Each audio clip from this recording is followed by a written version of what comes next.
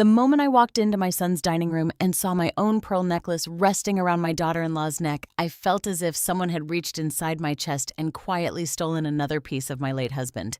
Brooke smiled when she noticed me staring while Ethan casually lifted his wine glass and said, "I gave them to my wife, Mom. They were just sitting in your jewelry box." Everyone around the table believed his words. Brooke certainly did. What neither of them knew was that someone had already watched the security footage from that morning, and every second of their secret had been saved before they ever sat down for dinner. If you've ever discovered that the people you trusted most had crossed a line you never imagined they would, I hope you'll stay with me until the very end of my story. Please like this video if you believe honesty always finds its way into the light. Subscribe if emotional family stories speak to your heart.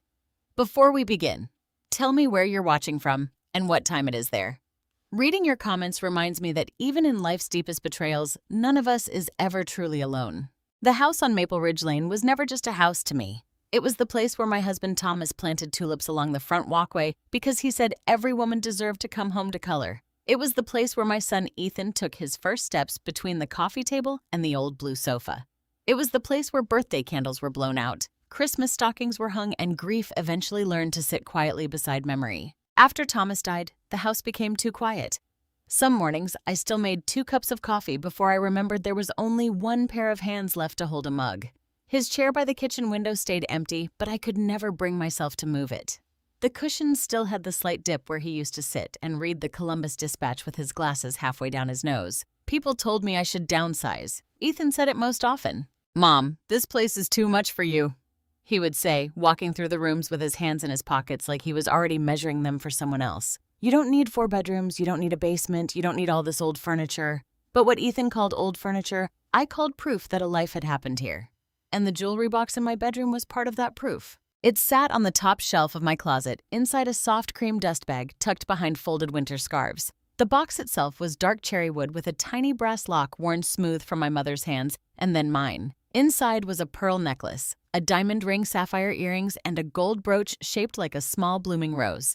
To anyone else, those pieces might have looked expensive. To me, they were voices. The pearl necklace had belonged to my mother. She wore it to church every Easter Sunday, even when money was tight and her dress was 5 years old. She used to say pearls reminded her that beautiful things were made slowly under pressure where no one could see. The diamond ring was not my wedding ring.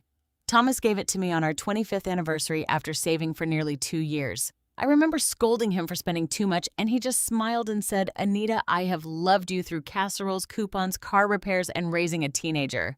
Let me be foolish once." The sapphire earrings were from my grandmother, and the gold brooch came from my mother's funeral. I wore it pinned to my black dress that day, my fingers touching it whenever I felt I might fall apart. Those pieces were not just jewelry. They were women.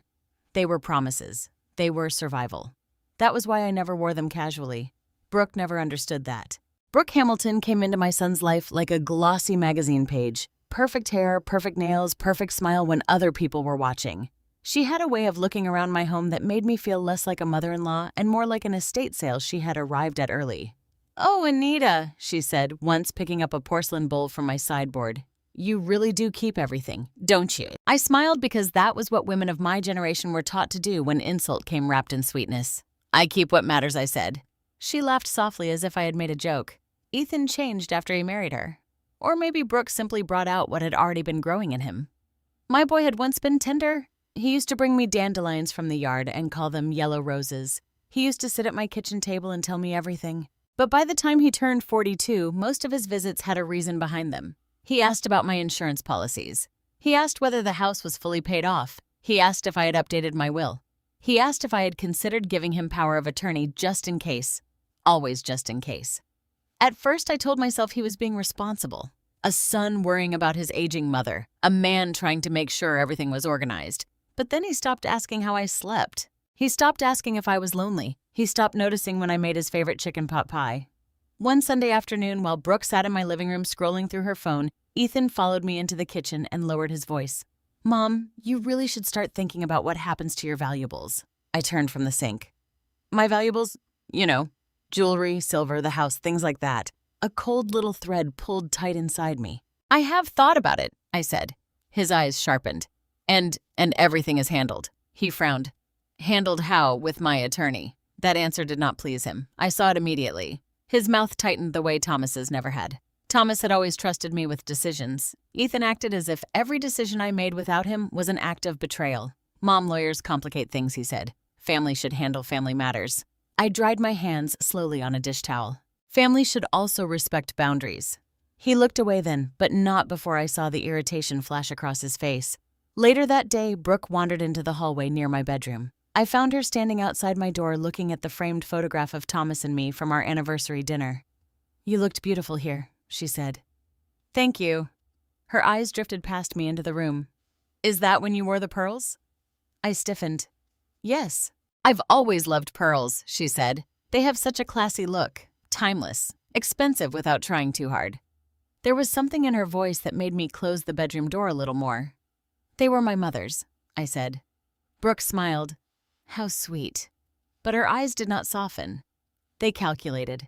That evening after Ethan and Brooke left, I went upstairs and opened the jewelry box. Everything was still there, nestled in velvet. I touched the pearls and whispered, "Not yet." Because there was one thing Ethan and Brooke did not know. Years earlier, after Thomas passed, I had sat at my kitchen table with Rebecca Collins, my attorney and old college friend. We went through my accounts, my house, my medical wishes, and finally, my personal belongings. When Rebecca asked about the pearl necklace, I did not hesitate. "That goes to Olivia," I said. My granddaughter was only 14, then all elbows and shy smiles, but she had Thomas's gentle heart. She helped me carry groceries without being asked. She called just to check on me. She remembered the anniversary of her grandfather's passing when even Ethan forgot. "She's young," Rebecca had said gently. I know, I told her. That's why she won't receive it until she graduates high school, but it belongs with her. Not because she was perfect, because she loved without reaching. I never told Ethan. I told myself there would be time. I told myself he would understand when the day came. Now, standing in my quiet bedroom with the jewelry box open, I was no longer sure. A week before everything happened, Ethan called and said he and Brooke wanted to host a family dinner soon. At our house, I asked, "No, Mom. Yours would be better. More sentimental." That word should have warmed me. Instead, it made me uneasy, because when Ethan said sentimental, I heard useful. And when Brooke later texted me asking whether I still had that gorgeous old jewelry set, I sat alone at my kitchen table staring at the message until the screen went dark. Something was coming. I could feel it before I had proof. And at my age, I had learned never to ignore the quiet warnings of my own heart. The first thing that felt wrong was not the jewelry. It was a manila envelope on my kitchen counter. I kept my bills in a neat little basket beside the phone. Electric, water, insurance, bank statements, everything had its place because when you live alone, order becomes a kind of comfort, if something moves you notice. That Tuesday morning, I came downstairs in my robe, poured coffee into Thomas's old mug by mistake, smiled sadly at myself, and reached for the envelope from my bank. It was not in the basket. It was on the counter, turned face down. At first, I told myself I must have moved it. At 68, you learn to give yourself grace. Sometimes I put my glasses in the pantry. Sometimes I walk into a room and forget what I came for. Little things, human things. But the envelope had been opened. I stood there with my coffee cooling in my hand, staring at that torn flap. Inside was a quarterly statement from the savings account Thomas and I had built slowly over 40 years. It was not a fortune, not by the standards of people like Brooke, but it was security. It was roof repairs, medical bills, property taxes, groceries if something happened. It was mine. My first thought was Ethan. Then I hated myself for thinking it. What kind of mother suspects her own son before the coffee is even cold? So I folded the statement, put it back in the envelope, and tucked it into the basket. I told myself the mailman must have bent it. I told myself I had probably opened it without remembering. But over the next 2 weeks, small things kept happening. The spare key under the ceramic bluebird in the sunroom disappeared, then reappeared 3 days later in the drawer beside the stove. My bedroom door, which I always left slightly open, was shut one afternoon when I came back from the grocery store. The little brass key to my jewelry box was not in the porcelain dish on my dresser where it had always lived. I found it later beneath a stack of scarves in the closet. Each time, the same argument took place inside me. Maybe I moved it. Maybe I forgot. Maybe this is what getting older feels like. And each time another quieter voice answered, "No, Anita, you know your own home."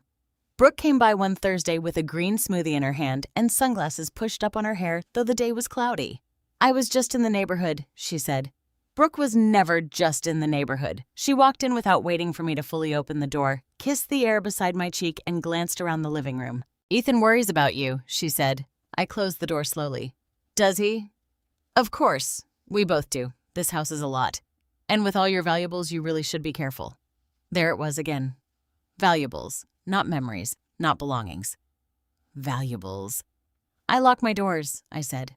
Brooke laughed lightly. I know, but locks only help if you know who has keys. Something about the way she said it made my hand tighten around the edge of the doorframe. She drifted toward the hallway as if she had every right to move through my home. Her perfume followed her, sharp and expensive. I watched her pause near my bedroom. Do you still use that safe Thomas had installed? She asked. My body went still. What safe? She turned with a smile, too quick to be innocent. Oh, I thought Ethan said something about a safe. Maybe I misunderstood. I had a small fireproof box in the closet, not a wall safe, not something Ethan should have been discussing with her. There's nothing in this house you need to worry about, I said. Brooke's smile thinned. I'm only trying to help. That was another thing people said when they wanted you to stop questioning them. After she left, I went upstairs and checked the jewelry box again. Everything was still there. The pearls, the diamond ring, the sapphire earrings, the brooch. I sat on the edge of my bed holding the box in my lap, feeling foolish and frightened at the same time. The next Sunday, Ethan came over after church. He did not bring flowers. He did not bring groceries. He brought a folder. Mom, he said, placing it on my kitchen table. I printed some information about power of attorney. I looked at the folder as though it were something alive. Why? He sighed, patient in that rehearsed way adults use with children. Because things happen. If you fall, if you get sick, if you start forgetting more than usual, someone needs to be able to step in. I have Rebecca. His jaw moved. Rebecca Collins is not family. She is my attorney. She charges you by the hour, and you don't. The words slipped out before I could soften them. Ethan stared at me. For 1 second, I saw the boy he had been. Hurt, angry, wanting his mother to take it back. Then his face hardened into the man he had become. That was unfair, he said. Maybe I replied quietly. But so is making me feel like my independence is an inconvenience. He stood and pushed the folder toward me anyway. Just read it. After he left, I did not open the folder. I put it in the bottom drawer of the desk where Thomas had kept tax receipts, then sat in the kitchen until the light changed. That evening, I called Linda Parker.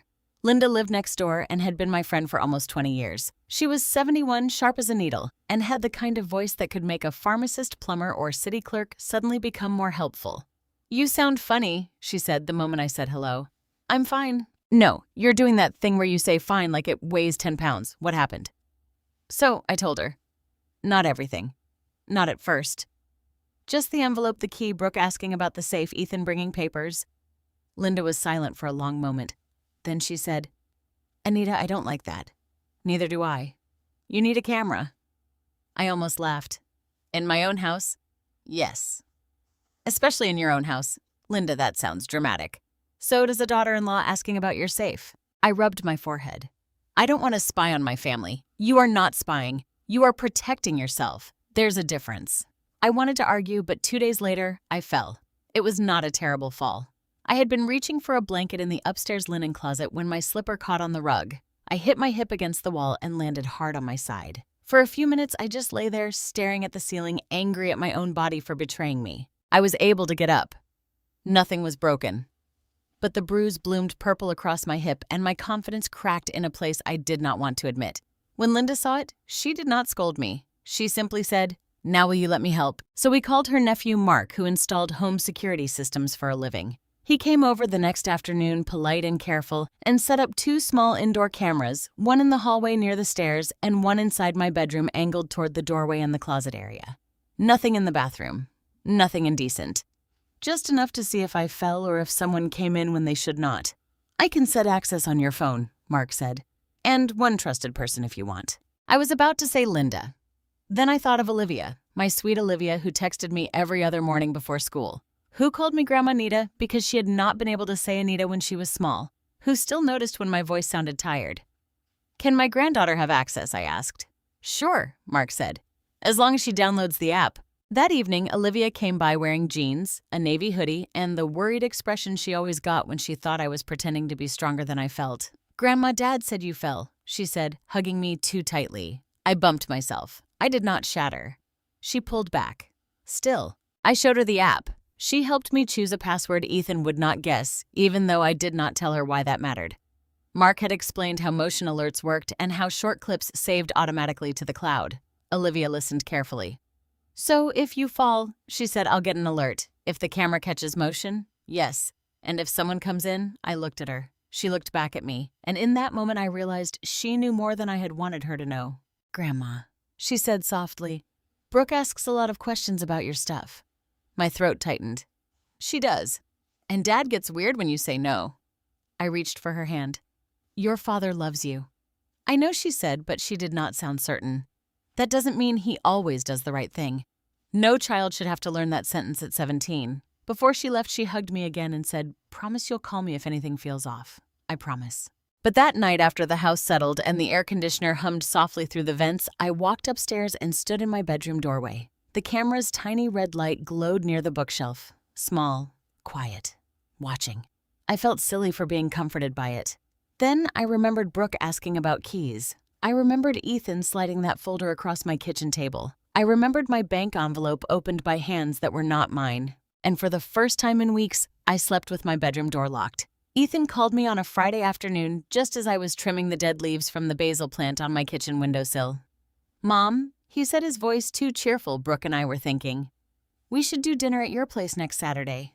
I looked out the window at Linda watering her hydrangeas next door. The sun was bright, the kind of soft Ohio spring light that used to make Thomas whistle while he worked in the yard. For 1 second, I wanted to believe my son simply missed sitting at my table. At my place, I asked, "Yeah, it would be nice. Family dinner. Olivia can come too. Maybe Aunt Carol and Uncle Dennis if they're free." Family dinner. Those words should have warmed me. In the first years after Thomas died, I prayed for dinners like that. I prayed my house would fill again with voices, forks, clinking, someone laughing too loudly in the living room. I prayed Ethan would remember this was still his home in the ways that mattered. But after the bank envelope, the missing key, Brooke's question about the safe, and Ethan's power of attorney folder, even ordinary words seemed to carry shadows. "What's the occasion?" I asked. He chuckled. "Does there need to be one?" "No," I said carefully. "I suppose not. Brooke wants to make her lemon herb chicken. You won't have to do anything." That bothered me more than it should have. My kitchen had always been mine. I did not mind help. I did not mind guests. But there was a difference between helping a woman in her kitchen and taking over as though she had already become a visitor in her own home. "Dinner sounds fine," I said, "but I can cook." Mom let Brooke do it. She's trying what I wanted to ask, trying to be kind, trying to be accepted, trying to measure my cupboards. Instead, I said, "All right." After we hung up, I stood very still with the little scissors in my hand. The basil smelled sharp and green. My heart did not. The following Saturday, Brooke arrived 2 hours early. I heard her car before I saw it, the low purr of the white SUV she had insisted Ethan needed for professional image. She stepped out wearing cream trousers, a fitted blouse, and heels too high for a woman who claimed she was coming to cook. Ethan followed, carrying grocery bags, and Olivia trailed behind them with a backpack over one shoulder, her face already apologizing for things she had not done. "Grandma Nita," Olivia said, hugging me at the door. I held her a little longer than usual. Brooke swept in with bags from an upscale market across town. "Anita, your porch is adorable. It has such an old neighborhood charm." Old neighborhood charm. From Brooke, even compliments had teeth. Ethan kissed my cheek. "You look good, Mom." "Thank you." His eyes moved past me toward the staircase. Just for a second. Not long enough for anyone else to notice. But I noticed. Brooke set the bags on my kitchen counter and immediately began opening drawers. She moved with the confidence of a woman who had rehearsed the layout in her head. "Where are your serving platters?" she asked. "Bottom cabinet left of the stove." "Oh, these." She pulled out my blue and white ceramic platter, the one Thomas bought me at a flea market in Dayton 30 years earlier. "Vintage. How sweet." Olivia looked at me across the kitchen. I gave her a small smile, but she did not smile back. For the next hour, Brooke cooked and Ethan hovered. He poured himself coffee, checked his phone, then wandered through the living room. He paused near the mantel where Thomas's photograph stood. Not to look at his father, to look at the small silver clock beside it. "That clock still works," he asked. "Every day," I said. "Probably worth something." I did not answer. Aunt Carol and Uncle Dennis arrived around 5. Carol was Thomas's younger sister, soft-spoken and sentimental. Dennis was the kind of man who believed every uncomfortable silence could be fixed by asking about football. I was glad to see them, but even their presence did not settle the uneasiness gathering inside me. Brooke came out of the kitchen, wiping her hands on a towel. "Anita, could you show me where you keep the wine glasses?" "They're in the dining room hutch." "Oh, that beautiful old cabinet," she said. "I love that piece. Honestly, your whole house is full of treasures." There it was again. Treasures. She did not say memories. She did not say history. She said treasures the way a person might describe items behind glass in an antique shop. We went into the dining room together. Brooke opened the hutch and lifted out the crystal glasses Thomas and I had received for our wedding. She held one up to the light. "These are stunning," she said. "Do you ever use them on special occasions?"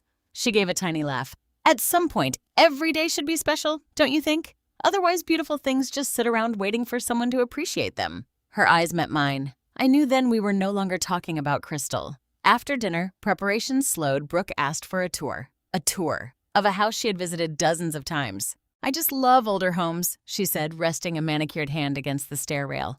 "They have so much character." Ethan was suddenly very interested in his phone. I felt Olivia move closer to me.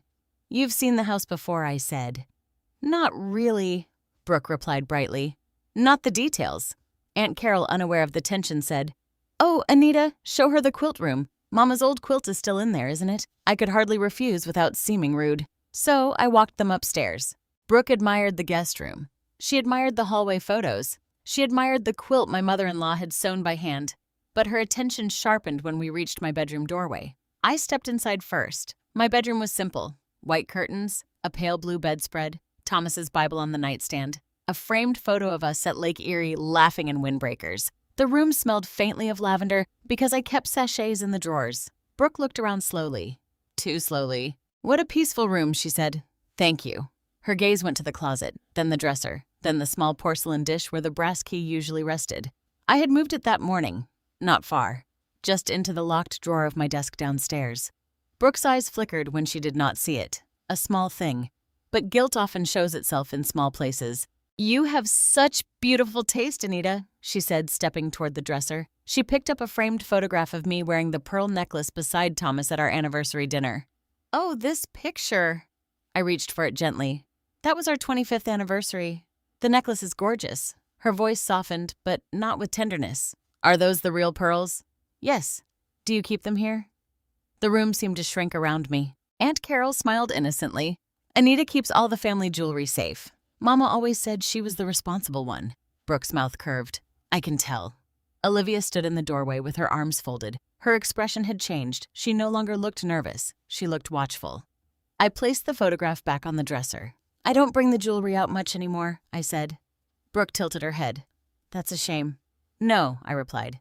"That's respect."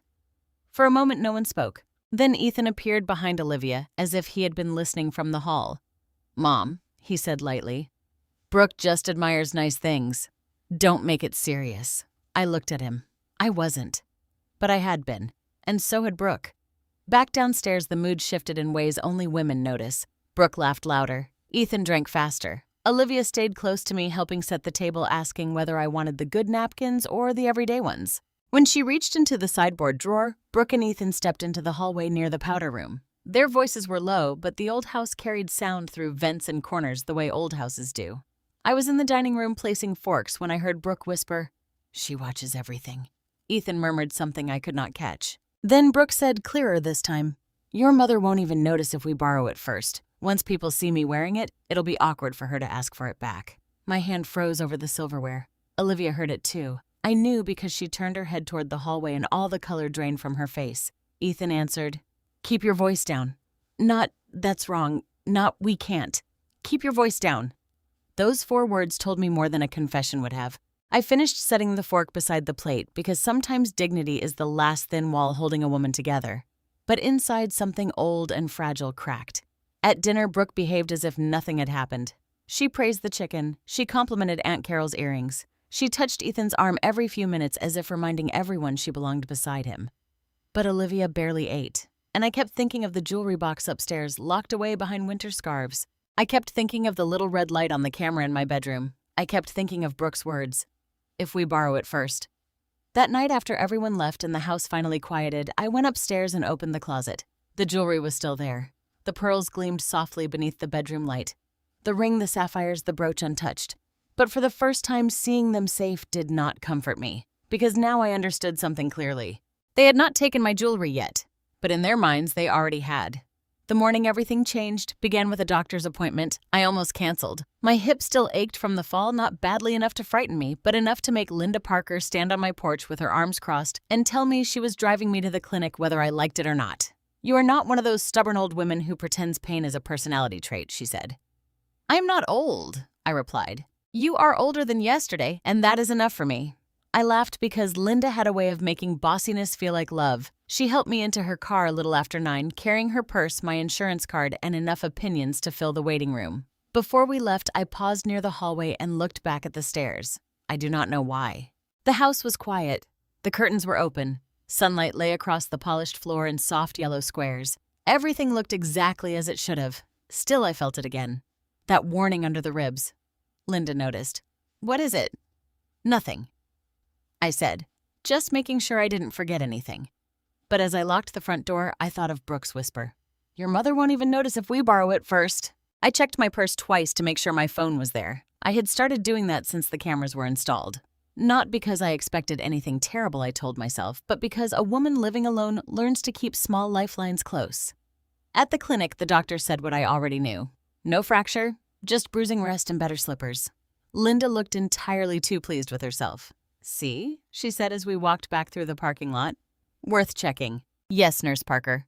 Don't joke. I missed my calling. We stopped afterward at a little bakery near High Street. Linda insisted I needed a cinnamon roll for medical recovery, and for nearly 20 minutes I almost forgot the heaviness that had been following me for weeks. We sat by the window, two widows with paper cups of coffee talking about hydrangea's bad knees and the rising price of everything. Then my phone buzzed. Emotion alert. Bedroom camera.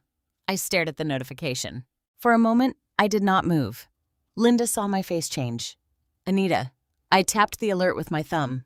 The live feed opened slowly, the little spinning circle turning and turning until my own bedroom appeared on the screen. At first, I saw nothing, just the bed, the blue spread, the dresser, the closet door. Then Ethan walked into view. My son, my only child. He was wearing the gray sport coat he used for real estate showings. Brooke followed behind him in a pale pink blouse, her purse hanging from her wrist. I could not hear anything at first because my phone volume was low. My fingers fumbled as I turned it up. Linda leaned closer but said nothing. On the screen, Ethan closed my bedroom door. My heart began to pound so hard I could feel it in my throat. Brooke looked around the room with an expression I will never forget. It was not guilt. It was not fear. It was excitement, like someone had opened a private showroom just for her. Ethan went straight to my dresser. He checked the porcelain dish. Empty. I had moved the key. He said something I could not make out. Brooke's smile vanished. Then Ethan opened my top drawer and began searching through folded scarves, handkerchiefs, and old keepsakes. I whispered, "No." Linda reached for my hand. Ethan moved with purpose. That hurt almost more than the act itself. He did not look like a son crossing a line in a moment of weakness. He looked like a man following a plan. Brooke stood near the closet, arms folded. "They're not there," she said, her voice thin but clear through the speaker. "You said she always keeps the key there." "She does," Ethan snapped. "She must have moved it." My hands were shaking so badly the phone trembled. Then Ethan stopped. He looked toward my desk. The locked drawer. I had put the key there only days before. Not because I truly believed he would come looking, but because some part of me knew. He opened the desk drawer. Of course he had a key to that too. I remembered giving him one years earlier when Thomas was in the hospital and Ethan had needed to pick up insurance papers. Back then, trust had seemed like a simple thing. On the camera, Ethan pulled open the drawer and found the small brass key. Brooke clapped her hands once quietly like a child pleased by a trick. Finally, she said. Ethan crossed to the closet, reached behind the scarves, and brought down the cherrywood jewelry box. The sight of it in his hands broke something in me. I had held that box after my mother's funeral. I had held it the night Thomas died sitting alone on the floor because the bed felt too wide. I had held it when Olivia turned 14, and I decided the pearls would one day be hers. Now my son held it like inventory. He set it on the bed. Brooke sat beside it, her eyes shining. "Open it," she whispered. The little brass key turned.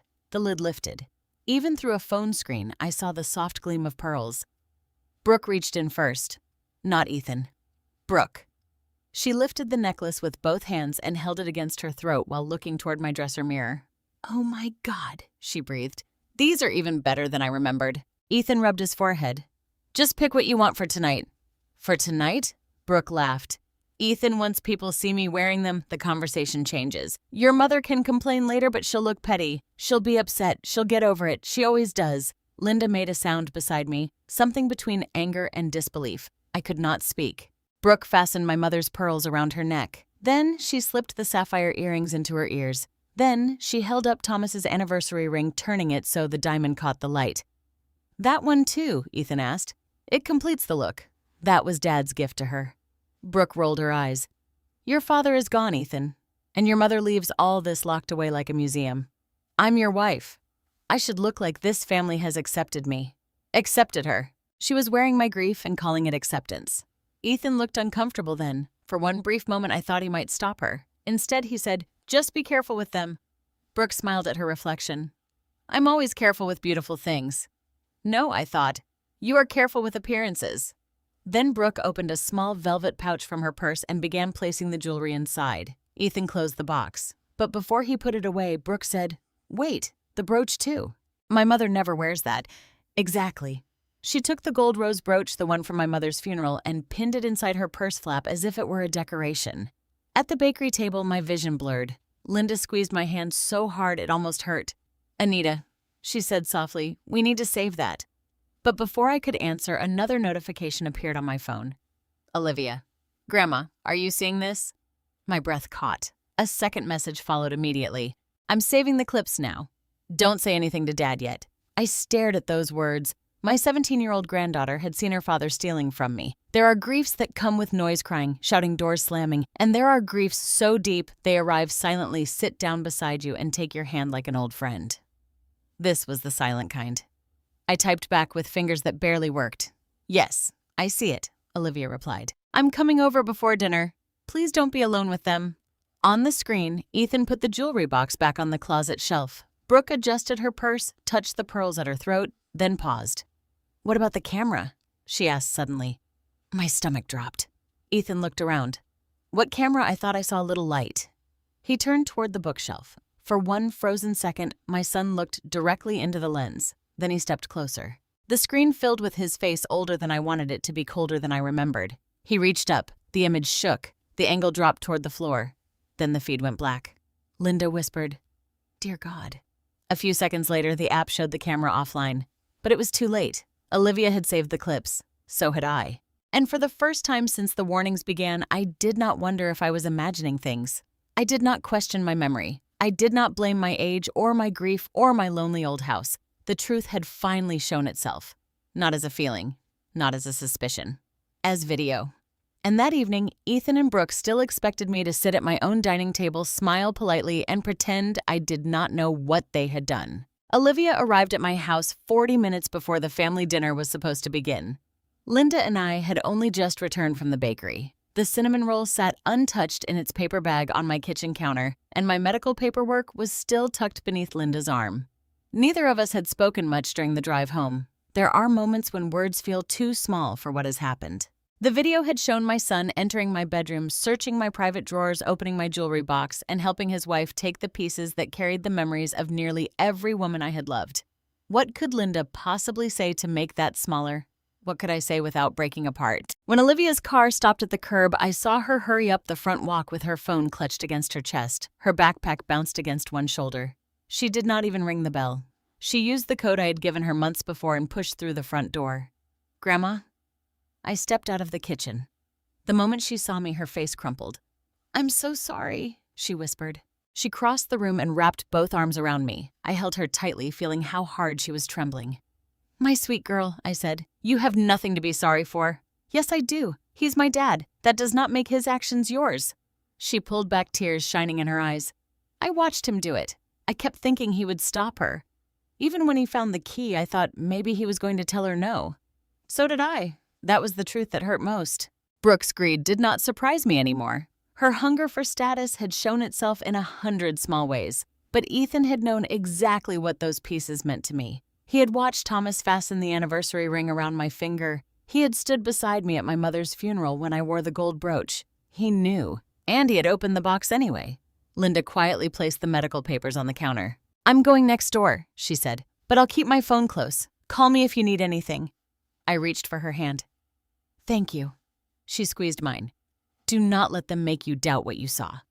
After Linda left, Olivia and I sat at the kitchen table. The late afternoon sunlight stretched across the floor, touching the same chair where Ethan had eaten peanut butter sandwiches as a child. Olivia unlocked her phone. "I saved everything before Dad disconnected the camera," she said. The app uploaded short clips automatically, but I also recorded the live feed from my screen. She opened a folder. There were 6 video files, each marked with the time. 9:47 a.m., 9:49 a.m., 9:51 a.m. I stared at the numbers. It was strange how betrayal could be divided into minutes. Olivia pressed play. I watched again as Ethan entered my room. I watched him search the dresser. I listened to Brooke complain that the key was not where it usually sat. When the video reached the moment Ethan opened the desk drawer, I looked away. "Stop it," I said. Olivia immediately paused the recording. For several seconds, I could hear only the hum of the refrigerator. "I can't watch anymore right now." "You don't have to." I covered my face with both hands. "I gave him that desk key when his father was sick," I said. "Thomas was in the hospital and Ethan needed to find our insurance policy. I trusted him with it because he was my son." Olivia lowered her eyes. "Grandma Dad has been acting strange for months." I looked at her. "Strange how—" She hesitated. "He and Brooke argue about money. They think I don't hear them, but I do. Dad's real estate business has been slow. He invested in some property with 2 other people and something went wrong. Brooke keeps saying he promised her they wouldn't have to change their lifestyle." A familiar coldness returned to my stomach. "Why didn't you tell me? I wasn't sure it mattered. And Dad told me not to worry you." Of course he had. The sentence sounded loving until I understood its purpose. Keeping me uninformed had never been about protecting me. It had been about protecting himself. Olivia reached across the table. "What are you going to do?" My first instinct was to call Ethan and demand that he return everything. I wanted to tell him I had seen him. I wanted to ask what had happened to the child I raised. But anger is not always strength. Sometimes strength is waiting long enough to understand the whole danger. "I want to cancel dinner," I said. Olivia nodded quickly. "We can. You don't have to see them." I picked up my phone, but before I could call Ethan, another thought stopped me. If I confronted them privately, Brooke would claim she had misunderstood. Ethan would say he had only borrowed the jewelry. They might return it and begin telling the family that I had become confused, paranoid, or unstable. They had already been laying that foundation, the missing objects, the questions about my memory, the power of attorney papers, Brooke's careful little comments. Perhaps the jewelry was not the entire plan. I scrolled through my contacts and called Rebecca Collins. She answered on the second ring. "Anita, is everything all right?" "No," I said. "I need you to come over." Something in my voice changed hers immediately. "I'm leaving now." Rebecca arrived 25 minutes later wearing a charcoal suit and carrying a leather briefcase. Her silver-streaked hair was pinned neatly at the back of her head and her expression was calm without being cold. She had known me since we were 19 years old. She had been beside me through marriage, motherhood, Thomas's illness, and the lonely legal work that followed his death. When I showed her the video, she watched without interrupting. Only once did her face change when Brooke pinned my mother's brooch inside her purse. When the final clip ended, Rebecca closed the phone case carefully. "Do they still expect to attend dinner here tonight?" she asked. "Yes, and they believe the camera footage is gone." "I think so." Rebecca leaned back in her chair. "Then do not cancel." Olivia stared at her. "You want Grandma to sit through dinner with them?" "I want Ethan and Brooke to explain in front of witnesses how Brooke came to possess the jewelry." My stomach tightened. "Rebecca, I don't know if I can pretend." "You do not need to pretend. You only need to remain calm long enough to let them speak." She opened her briefcase and removed a yellow legal pad. "Anita, your jewelry is listed individually on your homeowner's insurance schedule. Each piece has photographs, valuation records, and a documented chain of ownership. The pearl necklace is also specifically named in your will." Olivia looked at me. Rebecca continued. "Taking those items without permission is not a harmless family misunderstanding, and if Ethan attempts to claim you gave them away, his own words may become important." I felt suddenly chilled. "What exactly are you saying?" "I'm saying you should give him the opportunity to tell the truth. And if he lies," Rebecca met my eyes, "then let him lie clearly." The room went silent. I looked at Olivia, still pale from what she had seen. Then I looked toward the empty chair by the kitchen window where Thomas had once sat every morning. He had believed family loyalty meant protecting one another, but he had never believed love required blindness. "Will you stay for dinner?" I asked Rebecca. "Yes, as my lawyer. At first as your old friend." I understood. They would not know the truth was already waiting at the table. Rebecca reached into her briefcase and handed me a small digital recorder. "Keep this near you," she said. "You will be part of the conversation, and every word may matter later." I turned the recorder over in my palm. It felt surprisingly light for something that might change my family forever. Olivia squeezed my shoulder. "You're not alone, Grandma." I closed my fingers around the recorder. "No," I said. "Not anymore." Upstairs, my disconnected bedroom camera still faced the floor. My jewelry box sat empty behind the scarves. Downstairs, the dining table waited beneath Thomas's old chandelier, already set with crystal glasses and folded napkins. Soon, Ethan would walk through my door. Brooke would be wearing my mother's pearls. They would smile, sit down, and expect an old woman to remain quiet. But this time, silence would not mean surrender. It would mean I was listening. Rebecca arrived almost an hour before the rest of the family. She did not come carrying legal folders or wearing the stern expression most people associate with attorneys. Instead, she walked through my front door holding a homemade peach pie. "If anyone asks," she said quietly, "I'm just an old friend who refused to let you cook dessert alone." I managed a faint smile. "I don't think I've ever been happier to see a pie." Rebecca squeezed my arm. "Good. Keep smiling." I looked at her. "I don't feel like smiling." "I know," she answered softly. "But Ethan doesn't need to know that." She placed the pie on the kitchen counter and lowered her voice. "Remember what we talked about. Don't accuse, don't argue, don't rush. Let them tell their own story." I nodded. "I'll try." "No," she corrected gently. "You'll do it." For the next 30 minutes, we finished setting the dining table. Crystal glasses, white linen napkins. The blue and white china Thomas and I had bought one plate at a time during our first years of marriage because we couldn't afford an entire set. Every plate reminded me of another anniversary, another Thanksgiving, another Christmas morning. I wondered whether Ethan noticed any of that anymore, or whether all he saw now was resale value. Olivia stayed close beside me all afternoon. Whenever she caught my eyes drifting toward the staircase, she quietly touched my arm. "I'm okay," she whispered once. I smiled sadly. "I know you are." "No," she shook her head. "I mean, you're not alone." I squeezed her hand. At exactly 6 o'clock, I heard tires rolling into the driveway, then another vehicle, then another.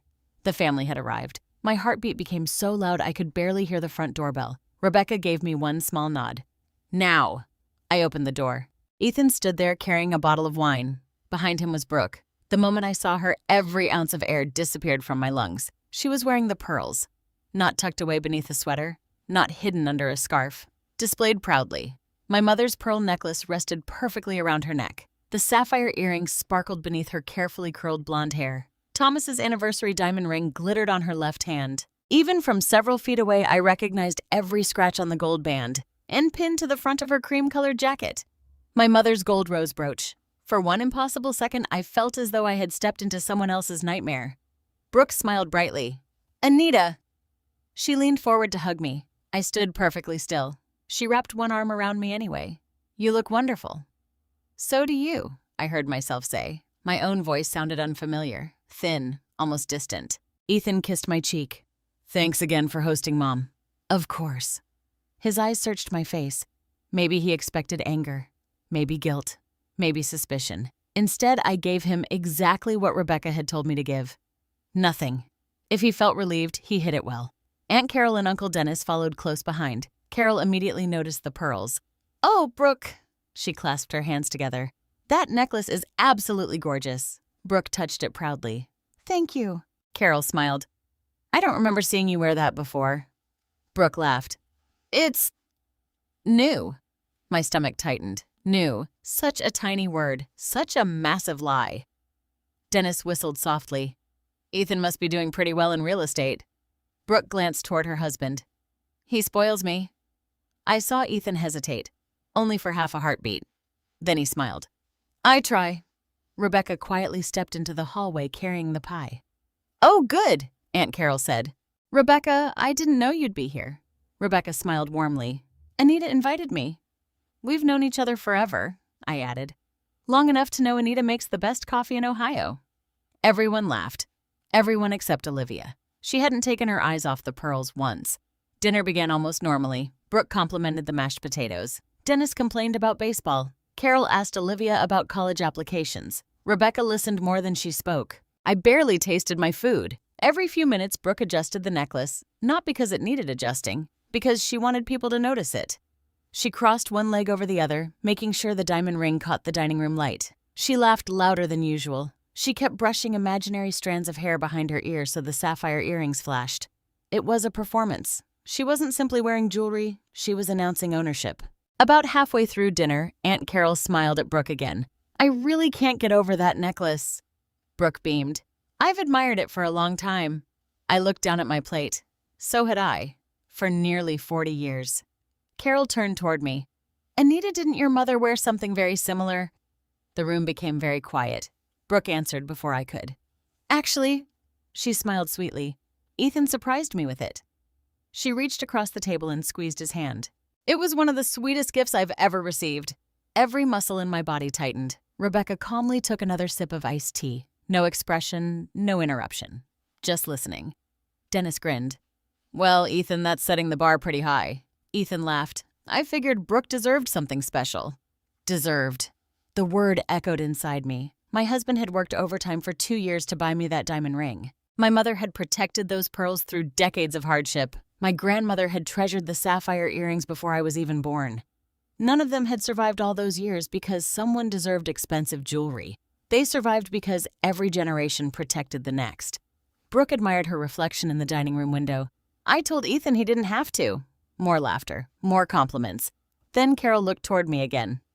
Anita? She smiled innocently. Wasn't it difficult giving away something so sentimental? Rebecca looked at me over the rim of her glass. Now, not yet everything. Just enough. I placed my fork gently beside my plate. I don't remember giving anything away. Silence. It spread across the dining room so quickly that even the grandfather clock in the hallway seemed louder. Brooke's smile flickered. Only slightly. Ethan answered immediately. You did, Mom. His tone remained light. You said you weren't using them anymore. I looked directly into his eyes. When did I say that? He blinked.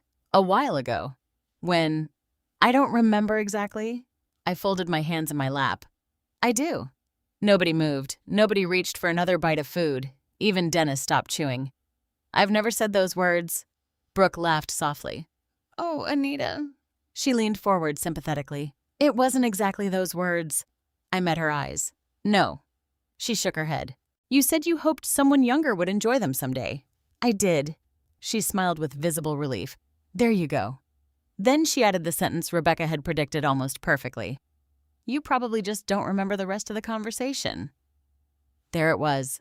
The first stone. The beginning of the story they intended to build. Not theft, not deception. Forgetfulness. I felt Olivia stiffen beside me. She opened her mouth. Without looking at her, I gently touched her hand beneath the table. Not yet. She understood immediately. She closed her mouth again. Ethan leaned back in his chair. Mom, nobody thinks less of you. I didn't say anyone did. You've been under a lot of stress.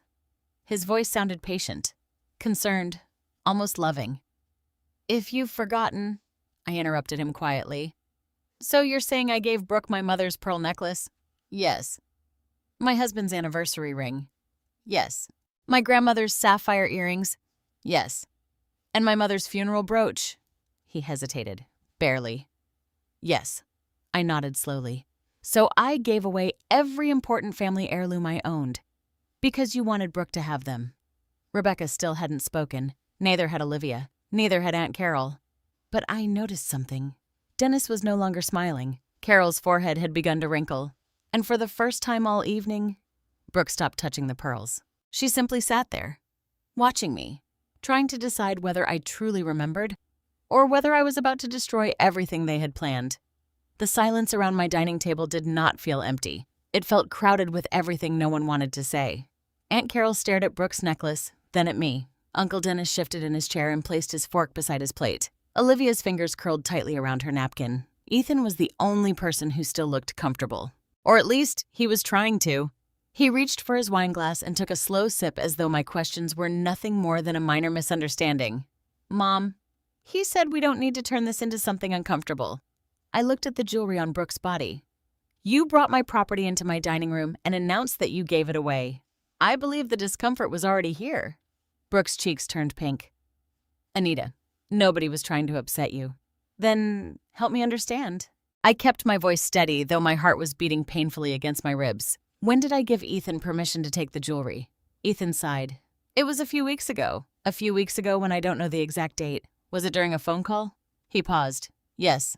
Brooke glanced at him. I noticed. Rebecca noticed too. She sat with her hands folded beside her plate, appearing calm and almost detached, but I knew she was listening to every word. What were we discussing? I asked. Ethan frowned. What difference does that make? It makes a great deal of difference to me. He leaned back in his chair. We were talking about the future, about the house, about what you wanted done with your personal belongings. I nodded slowly. And you remember this conversation clearly? Yes, even though you don't remember when it happened. His jaw tightened. I remember the important part. Brooke quickly placed her hand over his. What Ethan means is that the conversation happened more than once. That was different from what he had just said. I turned toward her. You were present? No, she answered. Then, almost immediately, she added, not for the whole conversation. Aunt Carol's eyebrows rose. I asked, which part did you hear? Brooke's fingers moved nervously against the diamond ring. I was nearby while Ethan was on the phone with you. So you heard me say he could give you the jewelry. Yes. Ethan looked at her. It was a warning look, quick but unmistakable. Brooke corrected herself. I mean, I heard enough to understand what you wanted. What exactly did you hear? She swallowed. You said you didn't wear those pieces anymore. You said there was no point keeping beautiful things hidden away. Those words sounded familiar because Brooke had used them herself while stealing from me. But I had never said them. I see, I replied. Ethan placed both palms on the table. Mom, this is getting ridiculous. You told me Brooke could have the jewelry. Maybe you were tired. Maybe you forgot the details. But that doesn't make us liars. The word forgot hung in the air. It was no longer a suggestion. It was becoming their defense. I looked at my son and remembered every strange moment from the past few months. The bank statement moved from its basket. The missing key. The questions about my will. The folder about power of attorney. This had not begun with the pearls. The pearls were simply the first thing they had taken openly. Aunt Carol cleared her throat. Ethan and Anita has always been very particular about Mama's jewelry. Ethan turned toward her. I know Aunt Carol, but people change. Mom has been emotional since Dad died. Thomas had been dead for 4 years. Ethan spoke as if I had spent every day since then wandering through the house in a fog. I have been grieving, I said. I have not been incompetent. I never said you were. You keep saying I forgot something important. That happens to everyone. Brooke nodded eagerly. Exactly. Last month you forgot where you put your house key. I found it in a place where I had not left it.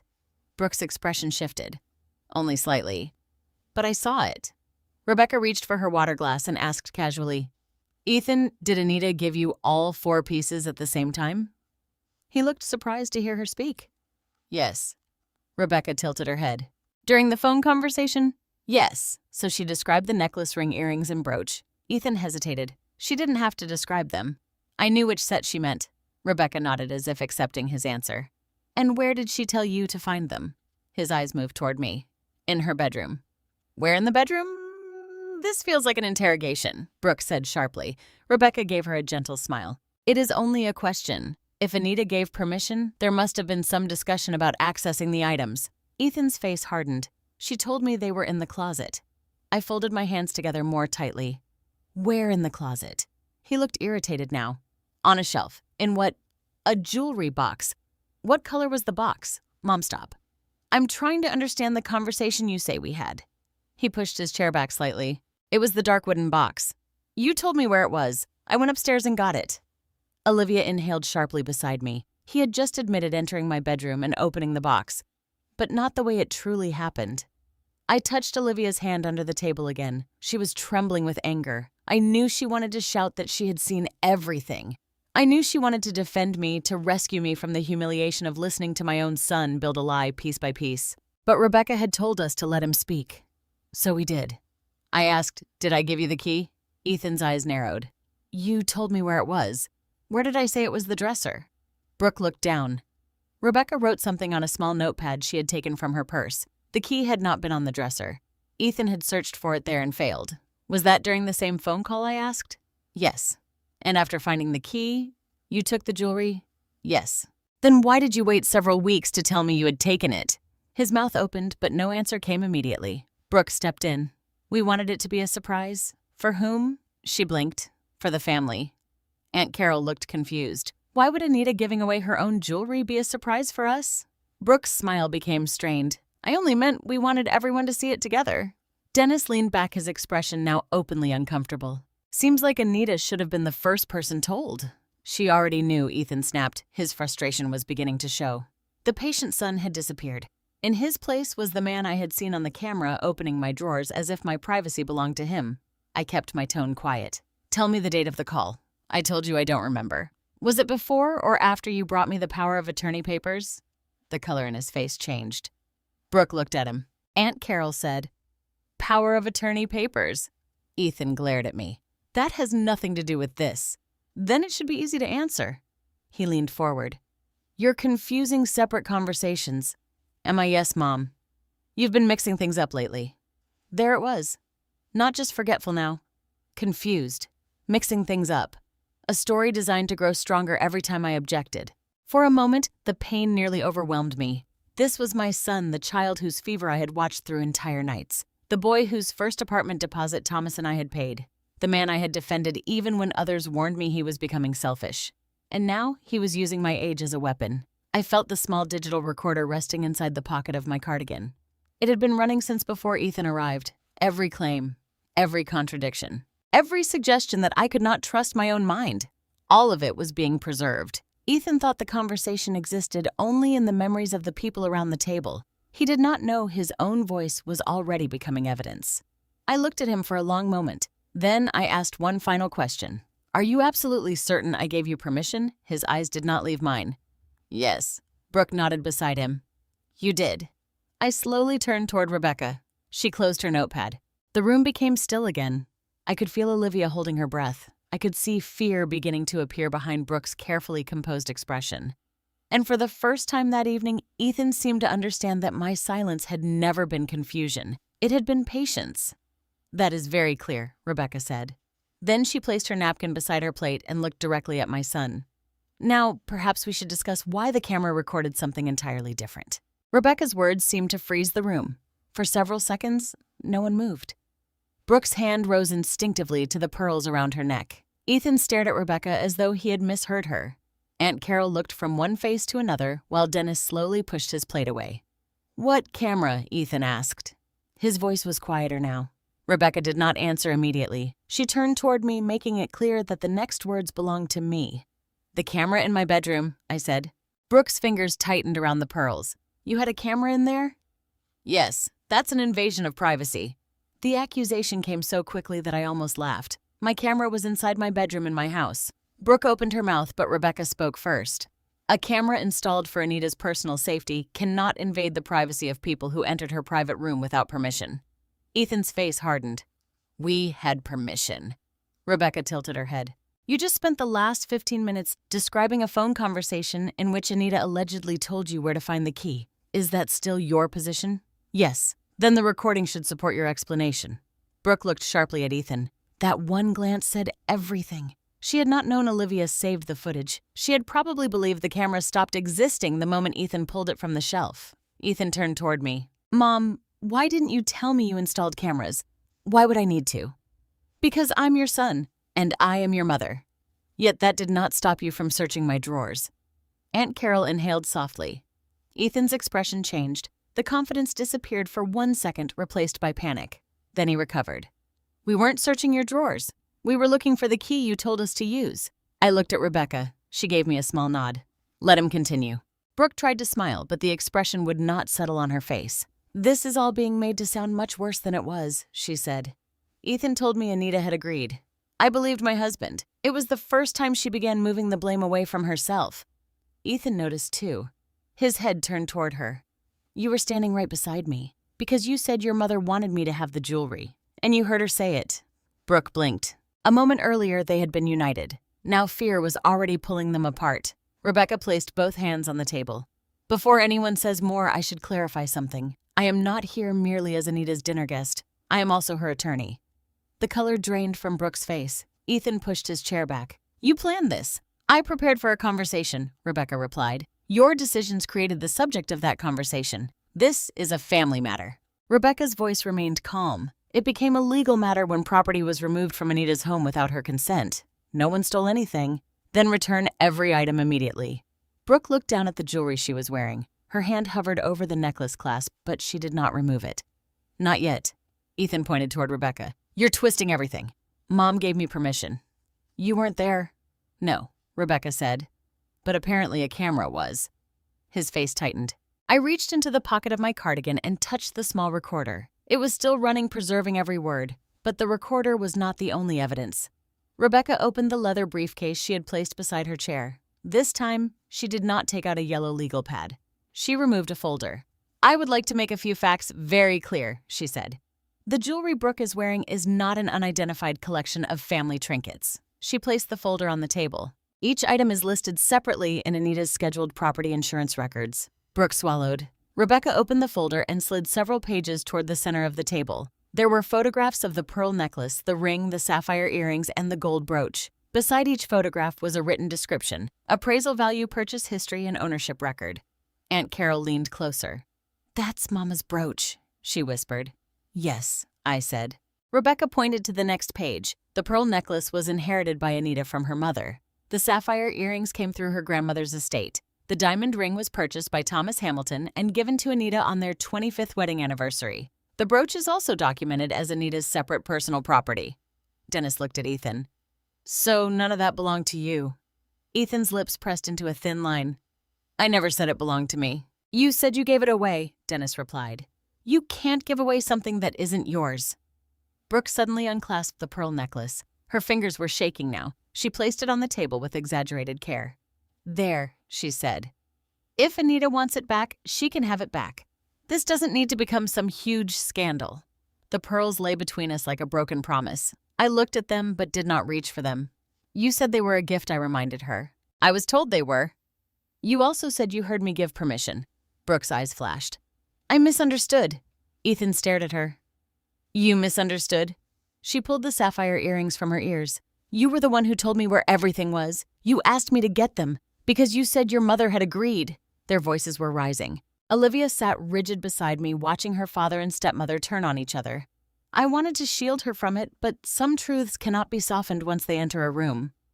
Rebecca waited until Brooke had removed the ring and brooch. Then she said, "There is one more issue." Ethan laughed bitterly. "Of course there is." Rebecca turned one of the documents toward him. "The pearl necklace is specifically addressed in Anita's estate plan." Olivia looked at me surprised. Ethan frowned. "What does that mean?" "It means Anita has already made a legally documented decision regarding who will receive it." Brooke glanced at the necklace on the table. "Who?" Rebecca did not answer. I did. "Olivia?" My granddaughter's eyes widened. "Grandma, I decided years ago that the pearls would go to you after your high school graduation." The anger on Ethan's face briefly gave way to shock. "You left them to Olivia." "Yes, without telling me." "It was not your decision to make. I'm her father, and I am the owner of the necklace." His chair scraped against the floor as he stood. "This is unbelievable." "No," I said quietly. "What is unbelievable is that you entered my bedroom, opened a locked box, and gave away something that was never yours. I told you gave permission." Rebecca closed the folder. "Then you should have no objection to us reviewing the footage." Ethan looked toward the television in the adjoining living room. His confidence was gone now. He knew what was coming. Brooke knew too. But neither of them knew exactly how much Olivia had saved. Ethan turned toward his daughter. "You've been awfully quiet." Olivia looked down. His eyes narrowed. "Did you know about this camera?" I felt her body tense beside me. Rebecca intervened. "Do not question her. She's my daughter. She is also a minor who witnessed conduct that has clearly distressed her." Ethan ignored Rebecca. "Olivia, did you help Grandma set this up?" Olivia slowly raised her eyes. "I helped her install the app." His expression shifted from suspicion to betrayal. "You watched us." "I got an alert," she said, her voice trembling. "I thought Grandma had fallen." Brooke closed her eyes. Ethan went pale. Olivia continued, tears gathering despite her effort to stay composed. "I opened the camera because I was worried about her, and I saw you going through her things." No one spoke. The truth had finally reached the person Ethan least wanted to face. Not his aunt, not his mother, his daughter. "You should have called me," he said. Olivia stared at him in disbelief. "And said what? That I was watching you steal Grandma's jewelry I was not stealing. You disconnected the camera. That proves nothing. It proves you knew you didn't want anyone to see you." His face flushed. I reached for Olivia's hand. She held mine tightly. Rebecca rose from her chair. "Olivia, would you please connect your phone to the television?" Ethan stepped backward. "Absolutely not." Rebecca looked directly at him. "You have already given a detailed version of events in front of 5 witnesses. The video will either confirm your account or contradict it." Brooke turned toward him. "Ethan, maybe we should leave." He looked at the jewelry laid out on the table, then at Olivia's phone. For the first time that evening, he seemed afraid. Not ashamed, not sorry. Afraid. Olivia stood and walked toward the living room. I watched her connect her phone to the television Thomas had purchased during his final Christmas with us. The screen turned blue, then a folder appeared. 6 video files, each marked with the time from that morning. Brooke stared at them as though they were 6 locked doors, each one about to open. Rebecca picked up the remote and turned toward the table. "Before we play these," she said, "is there anything either of you would like to correct?" Ethan said nothing. Brooke said nothing. And in that silence, everyone finally understood that the truth was no longer closing in. It had already arrived. Olivia stood beside the television with her phone in one hand and the remote in the other. The first video file waited on the screen. 9:47 a.m. Ethan remained standing near the dining table, his face pale and rigid. Brooke had removed every piece of jewelry, but the faint red marks from the earrings were still visible on her ears. The pearls lay in a careful curve beside my plate while Thomas's ring rested near Rebecca's folder. "Turn it off," Ethan said. Olivia looked at him. "No. I'm your father, and she's your mother." Her voice shook, but the words did not. Ethan took a step toward the living room. Rebecca moved between him and Olivia without raising her voice. "Sit down, Ethan. You don't give orders in my mother's house." Rebecca's expression did not change. "Then perhaps you should remember whose house it is." Aunt Carol covered her mouth with one hand. Dennis stared at Ethan with the hard disappointment of a man who had finally stopped looking for an innocent explanation. I picked up the remote from the coffee table. "No one is leaving until we see what happened." Ethan looked at me. For a moment I saw something almost familiar in his face. The frightened boy who had once broken a neighbor's window and come running home before anyone could catch him. Back then he had confessed. This time, fear only made him crueler. "You're humiliating me," he said. I looked toward the jewelry on the table. "No, Ethan. I am refusing to let you humiliate me." Then I pressed play.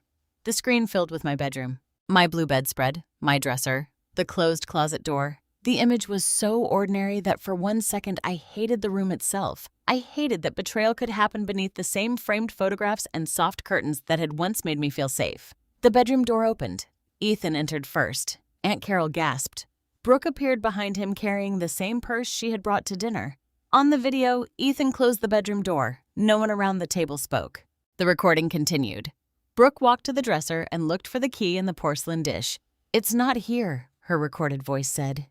Ethan began searching through my drawers. Beside me, Aunt Carol whispered, "Oh, Ethan." He stared at the floor. The man on the screen opened drawers, moved scarves, lifted papers, and searched through personal belongings. Nothing about his movements suggested permission. Nothing looked casual. Nothing looked like a son collecting a gift his mother had freely offered. Brooke's recorded voice became clearer. "You said she always keeps the key there." Dennis turned toward her. "You knew where Anita kept the key." Brooke shook her head quickly. "I only knew what Ethan told me."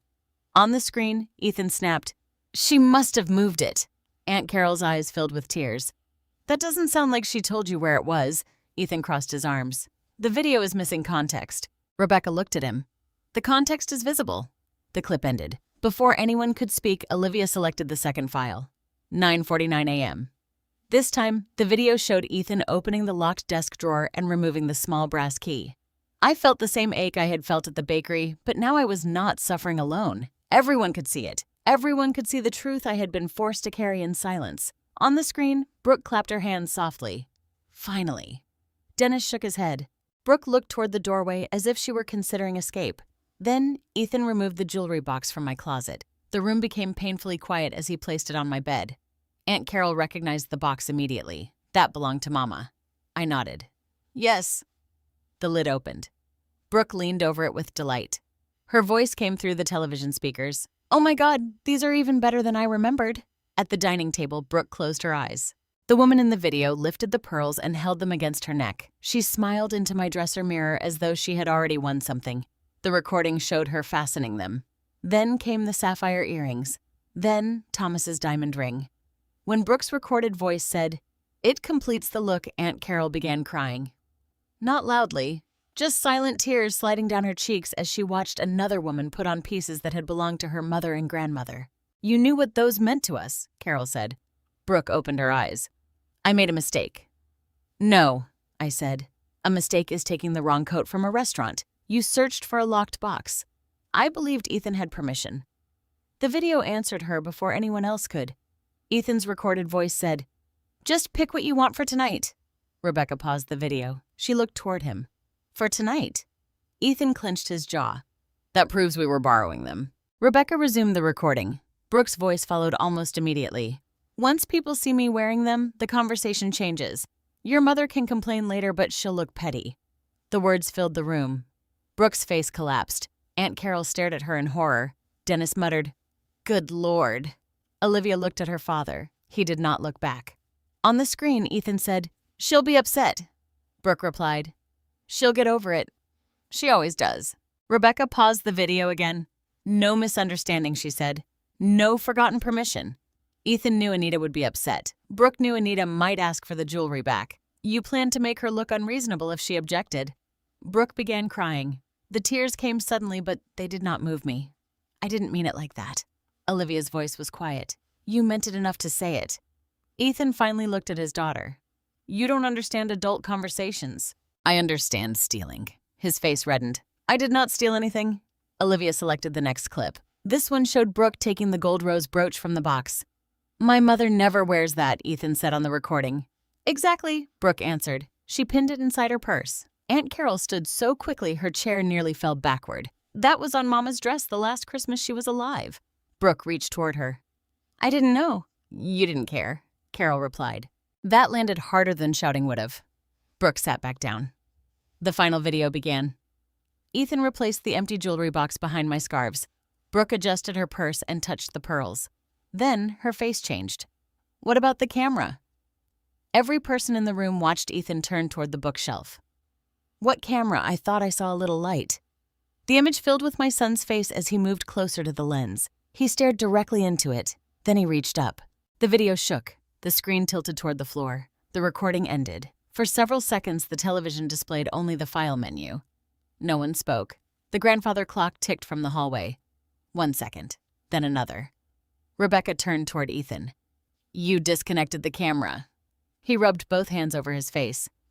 "I panicked. Why would you panic if you believed Anita had given you permission?" He had no answer. Brooke wiped tears from her cheeks. This was Ethan's idea. His head snapped toward her. "Don't do that. You told me she had promised everything to us eventually. I never told you to say those things on camera. You opened the box because you wouldn't stop pressuring me." Their voices rose until Olivia flinched. I stood. "Enough!" They both fell silent. I looked at Brooke first. "You wore my mother's pearls into my home because you believed public embarrassment would keep me quiet." Then I looked at Ethan. "You searched my bedroom, opened a locked drawer, and disconnected the camera because you knew you were doing something wrong." His eyes finally met mine. "Mom, I can explain." "You already did." I reached into my cardigan pocket and placed the digital recorder on the table. A small red light glowed on its surface. His gaze dropped to it. "What is that?" "Your second explanation," I said. "The one you gave tonight." Brooke stared at the recorder. Rebecca folded her hands. "The video shows what happened this morning. The recording preserves the false account you both gave in front of witnesses." Ethan's face drained of what little color remained. For the first time since he had entered my home wearing confidence like a suit, he understood the full weight of what he had done. The evidence was no longer hidden in a camera he could disconnect. It was saved, copied, witnessed, and sitting directly in front of him. The red light on the recorder changed everything. Until that moment, Ethan had treated the evening like a problem he could still talk his way out of. He had changed dates, invented conversations, blamed my memory, and insisted that everyone else had misunderstood him. But the recorder meant his lies had become permanent. He stared at it for several seconds. Then he looked at Rebecca. "You recorded me without telling me." Rebecca remained seated. "Anita recorded a conversation in which she was participating. This is insane." "No," I said quietly. "What was insane was listening to you describe a conversation that never happened." Ethan turned toward me. His expression did not show shame. It showed anger. That realization hurt more than the video. I had spent the entire evening waiting for something human to return to his face. Regret, embarrassment, even fear for the pain he had caused me. Instead, he pointed toward Olivia. "This is her fault." Olivia recoiled as if he had slapped the table. "My fault. You watched us through a camera, saved private footage, and handed it to a lawyer. I thought Grandma had fallen. You could have called me." I did not know you were in the house until I saw you going through her bedroom." His voice grew louder. "You should have spoken to me before turning this into a family spectacle." Olivia's eyes filled with tears. "You were taking her jewelry." I was trying to avoid an argument. Brooke gave a bitter laugh. By stealing it first, Ethan spun toward her. "Do not act innocent now. I am not the one who had the keys. You were the one who wanted the jewelry. You said it would all be yours eventually." Aunt Carol shook her head slowly. "Both of you need to stop." But neither of them listened. Brooke wiped her cheeks with the back of her hand. "You told me your mother would never give us anything while she was alive because she liked controlling everyone." The accusation struck me so unexpectedly that I almost could not respond. Controlling everyone. I thought of every check I had written when Ethan's commissions were late, every grocery bag I had carried into his first apartment, every school trip I had paid for when Olivia's mother was struggling, every time I had swallowed an insult from Brooke because I believed keeping peace was a form of love. Ethan looked at Brooke with pure fury. "You were not supposed to repeat that." Rebecca's eyes sharpened. "So you did say it." Ethan pushed his chair back farther. "I am not answering another question." "You have already answered plenty," Dennis said. His voice was low, but the disappointment in it filled the room. Ethan looked around the table as though he could not understand why no one was defending him. Then his eyes returned to Olivia. "You betrayed me." Olivia stood. Her chair scraped against the hardwood floor. For years, she had been the quiet child in the family, the one who avoided conflict, apologized when others bumped into her, and folded herself smaller whenever adults raised their voices. But that night, she did not shrink. "No," she said. "I told the truth. I am your father, and she is my grandmother. You chose her over me." Olivia's chin trembled. "You made me choose between protecting someone you were hurting and pretending I did not see it." Ethan's face flushed. "You are 17. You do not understand what is happening. I understand exactly what happened. You went into Grandma's room when she was gone. You searched her things. You took jewelry that was not yours. Then you sat at her table and told everyone she had forgotten giving it to you." He stared at her. Olivia's tears finally spilled over, but her voice stayed steady. "You tried to make her doubt herself because you thought being older meant no one would believe her." The room went silent. My granddaughter had said aloud what I had barely been able to admit to myself. Ethan had not simply taken jewelry. He had tried to steal my credibility. He stepped toward Olivia. I rose immediately. "Do not come any closer to her." He stopped.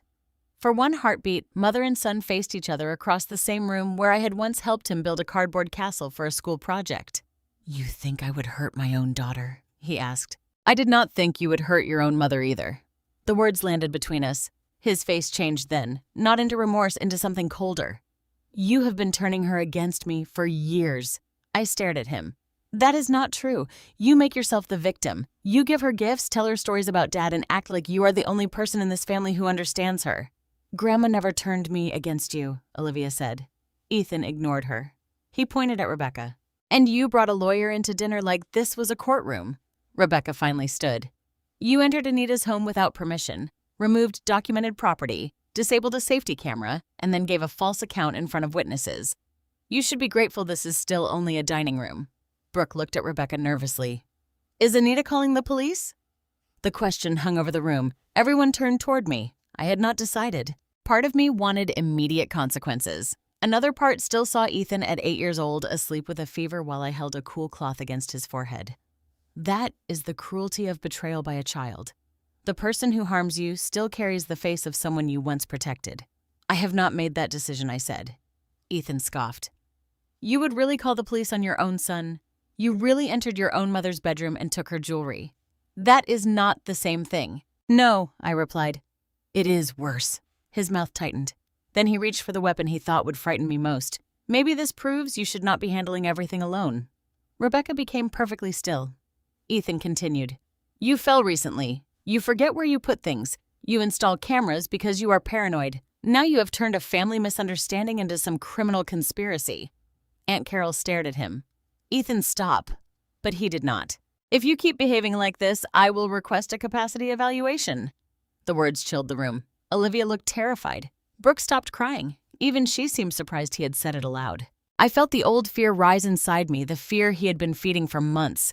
The fear that age itself could be used as evidence against me. That every misplaced key, every forgotten word, every moment of grief could be collected and arranged into a story in which I no longer deserved control over my own life. Rebecca stepped beside me. "Be very careful, Ethan." He looked at her defiantly. "I am concerned about my mother." "No," Rebecca said. "You are threatening to challenge her competence immediately after being confronted with evidence that you manipulated her property. I have the right to be concerned. You have the right to seek legal advice. You do not have the right to intimidate her." He turned back to me. "I am trying to protect you." That sentence finally broke something open inside me. Not weakness, clarity. "You are not protecting me," I said. "You are punishing me for refusing to let you control me." He opened his mouth. I raised my hand. "No, you have spoken enough." The authority in my voice surprised even me. "This dinner is over. Brooke, leave the jewelry on the table. Ethan, you will return every key you have to this house. Neither of you will enter my property again without written permission." His face hardened. "You cannot keep Olivia from me." "I am not keeping anyone from you. Your daughter is looking at you with her own eyes." Olivia moved beside me. Not behind me. Beside me. Ethan saw it. So did everyone else. For the first time that evening, he understood what he had truly lost. Not the jewelry, not future access to the house, the unquestioning loyalty of the people who had loved him most. He picked up his coat. Brooke followed him toward the door, wiping her face and avoiding every pair of eyes in the room. Before leaving, Ethan looked back at me. "This is not over," Rebecca answered before I could. "You are right." Her voice was calm.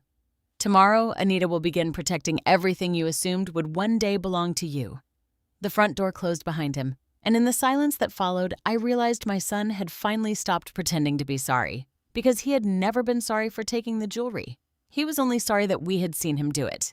The next morning, I woke before sunrise. For a few seconds, I did not remember what had happened. The bedroom was dim, the curtains barely silver with early light, and Thomas's photograph still sat where it always had on the nightstand. Then I saw the empty space on the bookshelf where the camera had been. Everything returned at once. Ethan searching my drawers, Brooke wearing my mother's pearls, Olivia standing beside me while her father accused her of betrayal, and Ethan's final threat. This is not over. I sat on the edge of the bed and waited for fear to take hold. It never did. What came instead was exhaustion, followed by something steadier. Resolve.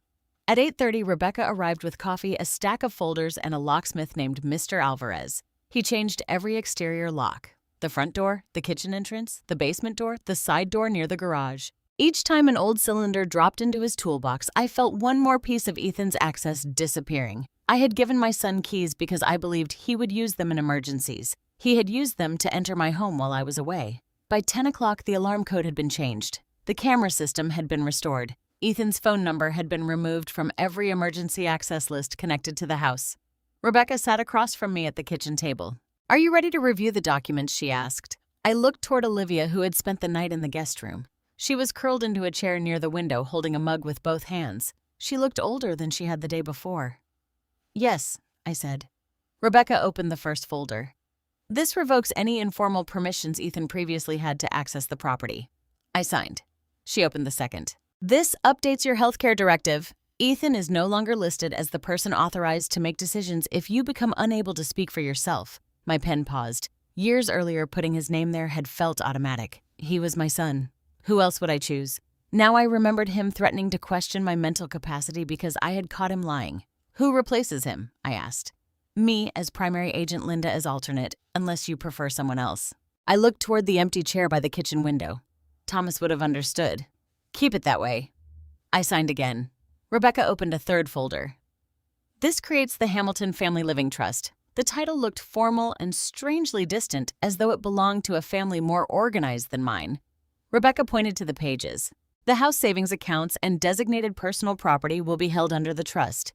You remain the trustee while you are alive and capable. No one can sell, transfer, or borrow against these assets without your authorization. Not even Ethan. Especially not Ethan." Olivia lowered her eyes. I hated that she had to hear it phrased that way. "But truth spoken clearly is kinder than danger hidden politely." Rebecca continued. "If anyone challenges your capacity, your independent physician and a second qualified professional must agree that you are unable to manage your affairs. A family member's allegation alone will not be enough." The fear Ethan had planted inside me loosened slightly. "So he cannot simply go to court and declare that I am confused. He can make claims," Rebecca said. "Anyone can. But claims are not proof. And given the recorded threat, the timing would work strongly against him." I signed the trust documents. My hand trembled once. Not because I was uncertain, Because I understood what every signature meant. I was protecting myself from my own child. Rebecca opened the final folder. This is the updated will. I looked at Olivia. She shook her head immediately. Grandma, you do not have to leave me anything. That is not why we are doing this. I do not want Dad to think I stole something from him. I reached across the table. You cannot steal what was never his. Her eyes filled. Rebecca waited quietly. I told Olivia the truth I had carried for years. I decided long ago that the pearl necklace would be yours after graduation. Before the cameras, before any of this. Why me? Because when you touch something, I love you. Ask about its story before you ask what it is worth. She began to cry. I moved to the chair beside her and held her. The pearls are not payment for loyalty, I whispered, and they are not a prize for choosing me. They were always meant for you. When we returned to the documents, Rebecca explained that Olivia would receive the family jewelry through the trust at the appropriate time. The house would eventually be divided according to specific instructions, but Ethan would have no authority over it while I lived. There is also a provision, Rebecca said, that prevents any beneficiary from controlling your care or finances simply because they expect an inheritance. I gave a humorless smile. That sentence should be printed above every mother's doorway. By early afternoon, the papers were signed, witnessed, and notarized. Then Ethan arrived. We saw his car stop at the curb through the front window. Olivia went rigid. Rebecca remained calm. Do not open the door unless you want to. The bell rang. Once, then again. Mom, Ethan called from the porch. I walked to the door but did not unlock it. What do you want? I brought the keys. Leave them in the mailbox. I need to talk to you. Not today. His shadow shifted behind the frosted glass. Mom, this has gone too far. I looked at Rebecca. She gave me a small nod. I opened the inner door but left the locked storm door between us. Ethan stood on the porch holding 3 keys in his palm. He looked tired. His shirt was wrinkled and there were dark circles beneath his eyes. For one dangerous moment, my heart reached toward him. Then I remembered Olivia crying at my table. I'm sorry things got out of control, he said. Not, I am sorry I stole from you. Not, I am sorry I lied. Things got out of control. Leave the keys, I repeated. He noticed Rebecca behind me. His expression hardened. You are still here. Yes, she said. This is family business. Rebecca held up one of the signed folders. It is now protected business. Ethan stared at the documents. What did you do? I answered before Rebecca could. I changed the locks. I removed you from my healthcare directive. I transferred my assets into a living trust. I updated my will and revoked every permission you had to enter this house. His mouth fell open. You did all that overnight? No. Some of it had already been prepared. I completed it this morning. The truth struck him slowly. He had assumed my calm at dinner meant weakness. He had assumed I would need days to recover, weeks to decide, months to act. You cannot cut me out of everything, he said. I did not say I cut you out. Then what are you saying? I am saying you no longer control anything. His face tightened. I never controlled you. You brought me power of attorney papers. You searched my private drawers. You threatened my competence when I confronted you. I was angry, and anger revealed what you believed you were entitled to. He looked toward Olivia, visible behind me in the hallway. So, this is what you want, he asked her. You want Grandma to hand everything to you. Olivia stepped forward. I want her to be safe. Ethan laughed bitterly. Of course you do. Rebecca moved closer to the door. Your keys, Ethan. He placed them on the porch railing instead of the mailbox. Then he looked at me. Dad would be ashamed of this. The cruelty of that sentence took my breath for 1 second. But only one. Your father would be ashamed that his son used grief, age, and family loyalty to frighten his mother. Ethan flinched. I closed the inner door. Through the glass, I watched him stand there for several seconds before turning away. His car disappeared down Maple Ridge Lane. Only then did I pick up the keys. They felt heavy in my hand, though they weighed almost nothing. For years, I had believed keeping Ethan close was the same as keeping my family together. But that morning, I finally understood the difference between love and access. Love is offered. Access is earned. And my son had lost his. 3 days passed before Ethan called. During those 3 days, I learned how loud a quiet house could become after a family broke apart inside it. The dining room had been cleaned, but I could still see the evening everywhere. I saw Brooke's frightened face in the reflection of the china cabinet. I saw Olivia standing beside the television refusing to obey her father. I saw Ethan on the porch holding the keys that had once represented trust. The jewelry had been returned to the cherry wood box. I cleaned each piece carefully with a soft cloth before putting it away. The pearls were unharmed. The sapphires still caught the light. Thomas's diamond ring still carried the tiny scratch near the setting from the time I caught it on a kitchen drawer. Nothing had been physically damaged, yet every piece felt different. Rebecca told me that was normal. Objects can carry the memory of what happened around them, she said. I understood that better than I wanted to. On Tuesday afternoon, Ethan called from a number I did not recognize. I almost let it go to voicemail. Then I answered. Hello, Mom. His voice sounded tired. Not angry, not defensive, tired enough to awaken the part of me that had spent 42 years listening for pain in his voice. What do you want, Ethan? I want to apologize. I closed my eyes. For 3 days, I had imagined hearing those words. I had imagined them bringing relief. Instead, they made me cautious. You can apologize over the phone. I need to see you. I don't think that is a good idea. Please, Mom. Just 20 minutes. Alone. The word alone sharpened every instinct inside me. No. He was silent. Then he said, You really think I'm dangerous. I think you behave differently when there are no witnesses. That is unfair. So was telling our family I had forgotten giving you my jewelry. He sighed heavily. I know what I did. I looked toward the kitchen window. Linda was outside trimming a rose bush near the fence. If you come, I said, Rebecca will be present. No lawyers, then do not come. Another silence. All right, he finally said. Rebecca can be there. I did not tell him Linda would be there too. Rebecca arrived before 4 and sat in the small den off the living room. Linda joined her with a book she had no intention of reading. The door remained slightly open so they could hear everything without being immediately visible. At 4:15, Ethan rang the bell. I checked the camera before opening the door. He was alone. I unlocked the inner door but kept the storm door closed. Your keys no longer work, I reminded him. I know. He held up both hands as if showing me he carried nothing dangerous. May I come in? I hesitated, then opened the storm door. Ethan stepped inside slowly. He looked different from the man who had stormed out after dinner. His face was unshaven. His shoulders sagged beneath a dark jacket. For a moment, I wanted to put my arms around him and ask whether he had eaten. Motherhood does not disappear when trust does. That is part of its tragedy. We sat in the living room across from each other. Ethan glanced toward his father's old chair but did not sit there. I am sorry, he began. I waited. I should not have taken the jewelry without speaking to you. Without speaking to me. Not without permission. Not without ownership. He continued before I could respond. Brooke kept pushing me. She said you would never let us have anything even though everything would eventually come to the family. Brooke did not open my locked drawer. No, but she was the one who wanted the jewelry. You chose to help her. I was trying to keep my marriage together. The sentence was delivered with such exhaustion that I almost mistook it for honesty. By betraying your mother, I was under pressure. So was I. I did not steal from anyone. He rubbed his hands together. You don't understand what things have been like. Then explain. He leaned forward. The investment property failed. My partners pulled out. I used a business line of credit to cover repairs, but the building still has not sold. We are behind on the mortgage, and Brooke's cards are nearly maxed out. There it was. Money.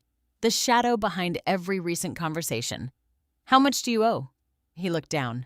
Almost $90,000. My stomach tightened. Does Brooke know the full amount? She knows enough, and that justified entering my bedroom. No. I am telling you why I was not thinking clearly. I studied his face. Were you planning to sell the jewelry? His head snapped up. No. The answer came too quickly. You told Brooke it would all be yours eventually. I was trying to calm her down. Answer the question. He looked away. Not the sentimental pieces. I felt something inside me go cold. What does that mean? The diamond ring could have been used as temporary collateral, just until the property sold. Temporary collateral. He spoke about Thomas's gift as if it were a spare appliance. So this was never only about Brooke wearing the jewelry. She wanted to wear it. I was thinking ahead. My voice became very quiet. You planned to borrow against my ring. I would have returned it. You could not even repay your business loan. His face tightened. That is why I came here. I sat back. At last, the apology reached its true purpose. How much do you want? He blinked. I did not come to ask for money. Then why mention the debt? Because I need you to understand how desperate things are. How much, he exhaled. 40,000 would stabilize everything. I almost admired the way he said it. Not save us. Not rescue me. Stabilize everything. A business phrase designed to make theft sound like planning and manipulation sound like necessity. And what do you want regarding the video, I asked. His eyes shifted. I think involving the police would destroy the family. The family was harmed before anyone mentioned the police. Mom, I could lose my real estate license if this becomes public, so your apology depends on my silence. No, I am asking for mercy. And $40,000. His expression hardened slightly. I am your son. There it was again. The oldest key he still believed could open every locked door. I know who you are, I said. That is why this hurts. He leaned closer. If Dad were alive, he would help me. The den door opened. Rebecca stepped into the living room, followed by Linda. Ethan stared at them. You said Rebecca would be here. You did not say Linda was listening. I said I would not meet with you alone. His face changed as he understood. There were witnesses again. Rebecca remained standing. Anita has made no decision about reporting the theft, but this conversation has clarified your priorities. Ethan stood abruptly. This was a setup. Linda closed her book. No, Ethan. A setup is what you did at that dinner. Your mother simply made sure you could not rewrite this conversation later. He looked at me. So, that is it. You are going to ruin me. I did not create your debt. I did not enter my own bedroom without permission. I did not threaten my mother's competence. I apologized. You explained why you thought you were entitled to do it. His eyes filled with anger. Then, beneath it, fear. Real fear. For a moment I saw the child again. But this time I did not confuse his fear of consequences with remorse. I will not give you $40,000, I said. I will not hide evidence in exchange for peace. And I will not accept an apology that arrives carrying another demand. He stared at me for a long time. Then he picked up his jacket. At the door he turned back. What am I supposed to do? The question nearly broke me. But I held on to the truth. What every adult must do when their choices create a crisis, I said. Tell the truth. Sell what belongs to you. Change how you live. And accept that love does not erase consequences. He left without another word. I watched through the window as he walked to his car. Linda placed a hand on my shoulder. Rebecca stood quietly beside us. I wanted to cry, but no tears came. My son had entered the house asking for forgiveness. But forgiveness had only been the wrapping. Inside was the same request he had been making all along. Give me what is yours. Protect me from what I have done. And call it love. I did not call the family meeting to punish Ethan. I called it because silence had already begun working against me. Within a week of the dinner, I received 3 concerned phone calls from relatives who had not been there. One cousin asked whether I was feeling more like myself. Another gently suggested I should let Ethan help with my finances. A third told me Brooke had said the entire incident began because I had forgotten giving her the jewelry. That was how lies survived, not by sounding dramatic. By being repeated softly from one sympathetic voice to another until the person who told the truth began to look unreasonable. Ethan had called it a misunderstanding. Brooke had called it confusion. I called it what it was. They entered my private room, took my property, and tried to use my age to erase my objections. Rebecca advised me not to speak to every relative separately. You will exhaust yourself defending against a story that changes each time it is repeated, she said. Bring the people who matter into one room. Present the facts once. So I invited Aunt Carol and Uncle Dennis, my cousin Janet and her husband, 2 of Thomas's oldest friends, and Ethan's older cousin Michael, who had always been close to him. Linda was there. Rebecca was there. Olivia sat beside me. Ethan was invited too. Brooke was not excluded, but she never answered the message. On Sunday afternoon, my living room filled with people who had known me for most of my life. I set out coffee and pie because habit is difficult to break even when the purpose of a gathering is painful. Everyone spoke too quietly at first. They admired the flowers, commented on the weather, asked Olivia about school. No one mentioned the reason they had come. At 2:15, the doorbell rang. Ethan stood outside alone. For a moment, I considered leaving the door closed. Then, I let him in. He looked around the room and gave a humorless laugh. So this is a trial now? No, I said. It is the end of rumors. His gaze settled on Rebecca. You are really enjoying this, aren't you? Rebecca remained calm. This is not about my enjoyment. Ethan took the chair farthest from me. Olivia lowered her eyes when he passed, and I saw the pain cross his face. Good, I thought. Not because I wanted him hurt, because he needed to understand that his choices had reached beyond me. When everyone was seated, I stood near the fireplace beneath a photograph of Thomas. I asked you here because different versions of a private family matter have been spreading. I began. I will not spend the rest of my life answering questions about whether I remember my own decisions. No one interrupted. I told them about the missing bank statement, the moved keys, Brooke's questions about my safe. The power of attorney folder Ethan brought to my kitchen. Then I described the morning he and Brooke entered my home while I was at a medical appointment. Ethan shifted in his chair. You are leaving out that I had a key. You had a key for emergencies, I said. Not permission to search my bedroom. Rebecca presented the insurance records and photographs of each jewelry piece. She explained that the items were my documented personal property and that no transfer of ownership had ever taken place. Then Olivia spoke. Her hands trembled in her lap. I got a camera alert that morning, she said. I thought Grandma had fallen. She looked around the room, forcing herself to continue. When I opened the app, I saw Dad and Brooke in her bedroom. I watched Dad search for the jewelry box key. I watched Brooke put on the necklace and earrings. I heard them talk about making everyone believe Grandma had given the jewelry away. Michael looked sharply at Ethan. You knew the camera was there. Not until the end, Ethan muttered. Olivia's voice became quieter. When he saw it, he disconnected it. Janet covered her mouth. Thomas's friend Robert shook his head. Ethan leaned forward. I have already admitted I handled it badly. Rebecca looked at him. You have admitted being under pressure. That is not the same as accepting responsibility. He ignored her. I returned everything. Nothing was sold. Nothing was damaged. I looked at him. You still believe the worst thing you did was take the jewelry. What else do you want from me? I want you to acknowledge that you told this family I was confused because you expected my age to protect your lie. His face hardened. I was worried about you. Were you worried when you threatened to request a capacity evaluation immediately after the video was shown? The room became still. Michael frowned. You threatened to have Aunt Anita declared incompetent. I said she should be evaluated if her behavior continued. What behavior? Aunt Carol demanded. Catching you. Ethan looked away. Rebecca did not play every video. She did not need to. She showed one short section the moment Ethan searched my drawers, found the key, and opened the box. Then she played Brooke's recorded statement. Once people see me wearing them, the conversation changes. Your mother can complain later, but she'll look petty. No one needed further explanation. The television went dark. For several seconds, only the soft hum of the air conditioner filled the room. Then Michael spoke. There is something I should have said earlier. Ethan looked at him sharply. Michael shifted uncomfortably. About 2 months ago, Ethan asked me questions about selling a house when an older owner was still living in it. My stomach tightened. Ethan stood. That is not what happened, Michael continued. He said it was a hypothetical situation. He asked whether a son with power of attorney could sign listing documents for his mother. Every face turned toward Ethan. I was asking for a client, he said. You said the house was in your family, Michael replied. You asked how quickly it could be sold if the owner moved into assisted living. The room tilted around me. I gripped the edge of the mantel. The jewelry had been painful, but the house was Thomas's tulips, Ethan's childhood marks on the pantry doorway, and every year of my marriage. You were planning to sell my home? I asked. No. His answer came too quickly.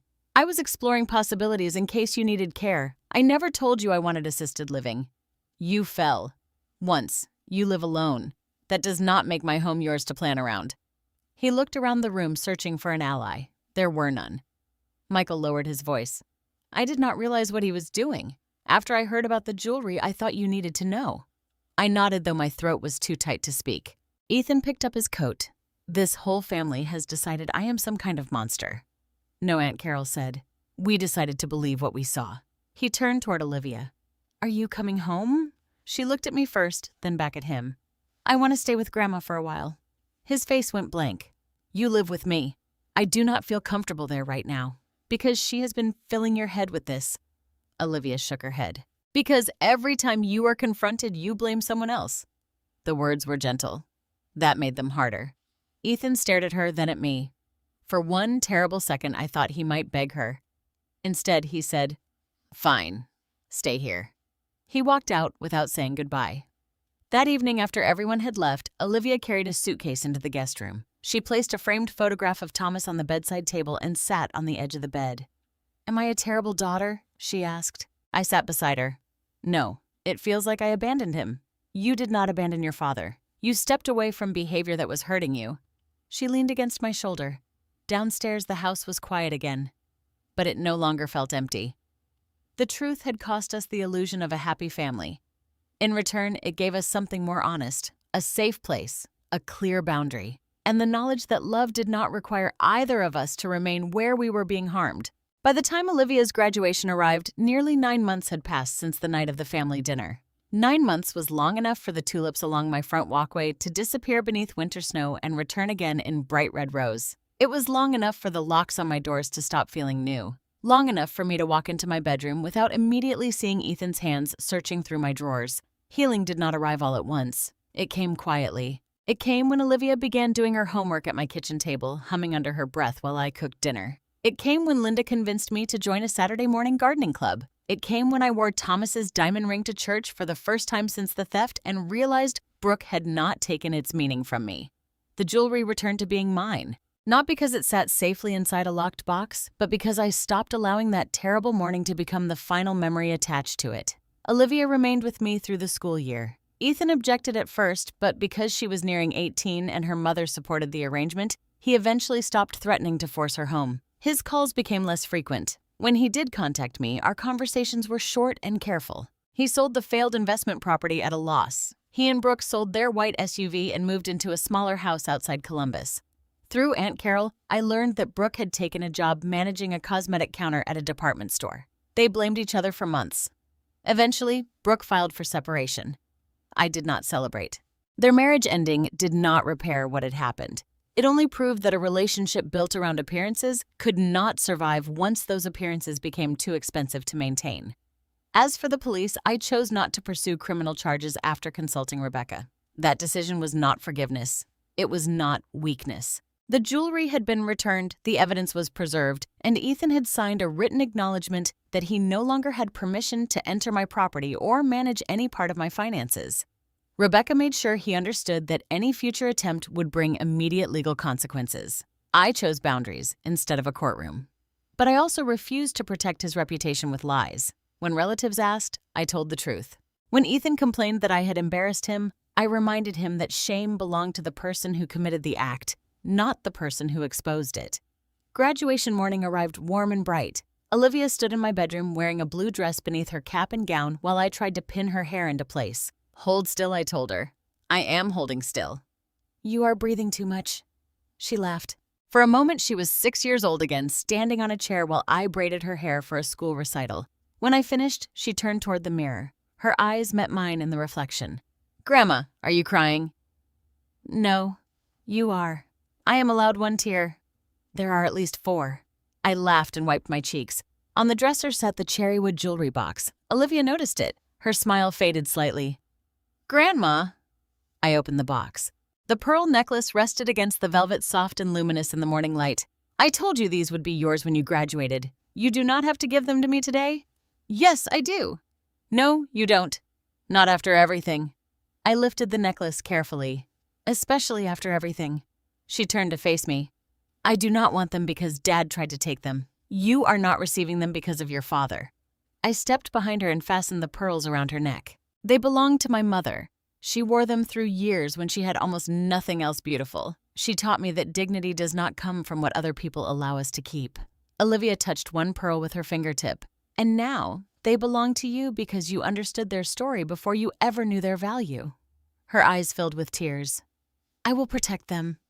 I know, but I do not want you to feel like you are losing them. I rested my hands on her shoulders.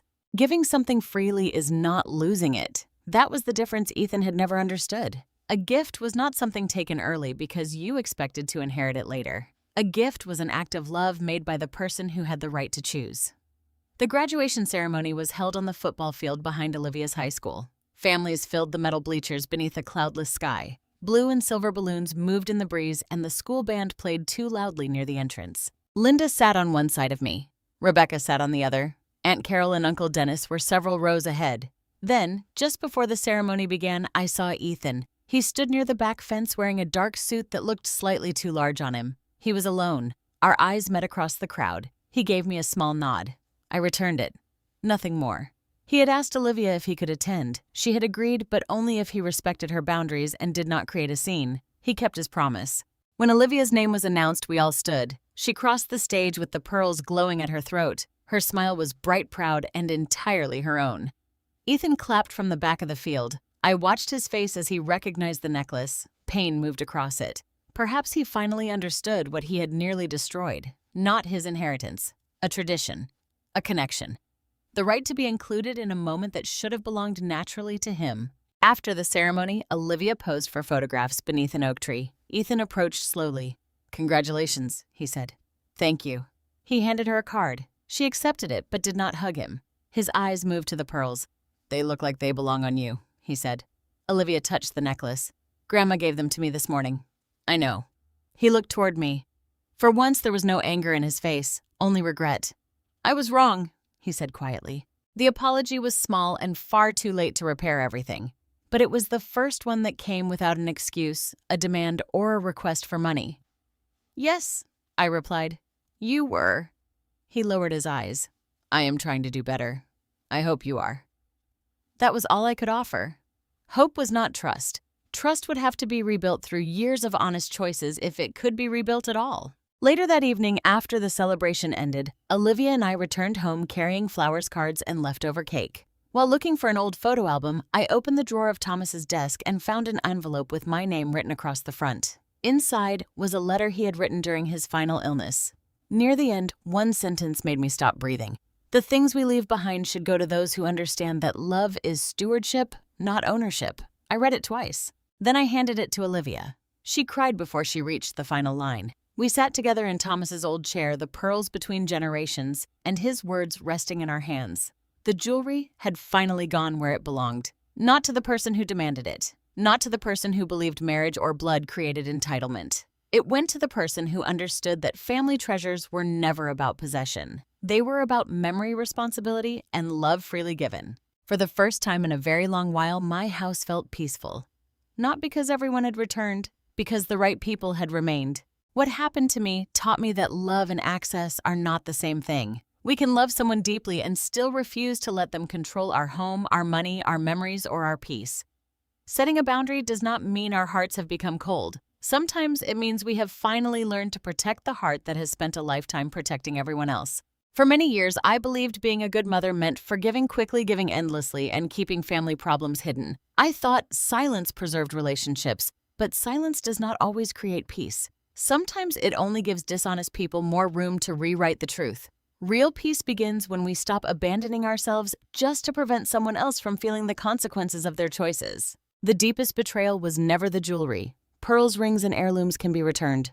What hurt most was knowing my own son expected me to doubt my memory before he would question his behavior. He believed my age made me easier to dismiss, but growing older had not made me weak. It had given me decades of wisdom, endurance, and the courage to recognize when love was being used as a weapon against me. Forgiveness also does not mean pretending nothing happened. We can hope someone changes without giving them immediate access to our lives again.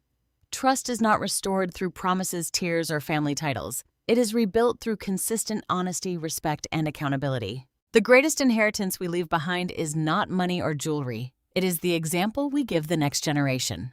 Olivia did not need to inherit my pearls as much as she needed to learn that her voice mattered, that truth deserved protection, and that she never had to stay silent while someone she loved was being harmed. So I hope you remember this. You are never too old to reclaim your dignity. Change your plans, protect your future, or choose peace. Family is not defined only by blood. It is revealed by who respects your boundaries, protects your heart, and stays beside you when telling the truth becomes difficult.